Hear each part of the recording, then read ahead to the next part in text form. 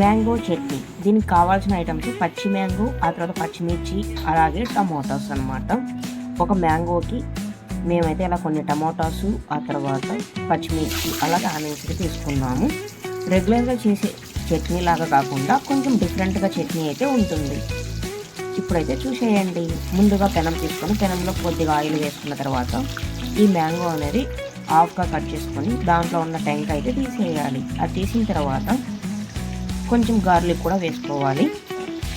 ఇలా పెనం మీద మూత పెట్టేసి కాసేపు మీడియం ఫ్లేమ్, లో ఫ్లేమ్ మీద చేస్తూ ఉంటే కలర్ అనేది మారిపోతుంది. ఈ కలర్ చేంజ్ అయిన తర్వాత దీన్ని పక్కకి గిన్నెలో తీసుకొని అయితే పెట్టుకోవాలి. వన్స్ కొంచెం కూల్ అయిన తర్వాత టమోటాకి ఉన్న తొక్క తీసేయాలి. అలాగే ఈ మామిడి కాయ ఉంది కదా, ఆ కాయకి ఓన్లీ కండ మాత్రం తీసుకొని తొక్క అయితే పడేయాలి. మీకు పాజిబిలిటీ ఉన్నట్టయితే తీసేయండి. మేమైతే ఈ కండ మాత్రం వేసుకున్నాం. టమోటా తొక్క తీసేసాము, ఆ తర్వాత మామిడికాయ తొక్క కూడా తీసేసాము. ఇంకా ఫైనల్గా ఏమంటే పచ్చిమిర్చి, మ్యాంగో, టమోటా, గార్లిక్ ఇవన్నీ ఆయిల్లో బాగా అయితే వేయింది.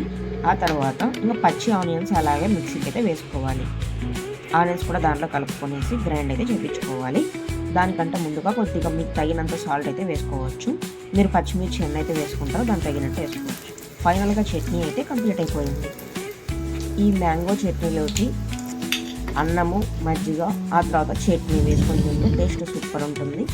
దాంతోపాటు ఇంకా చపాతీలకు కూడా ఈ చట్నీ అనేది కూడా తినచ్చు అనమాట.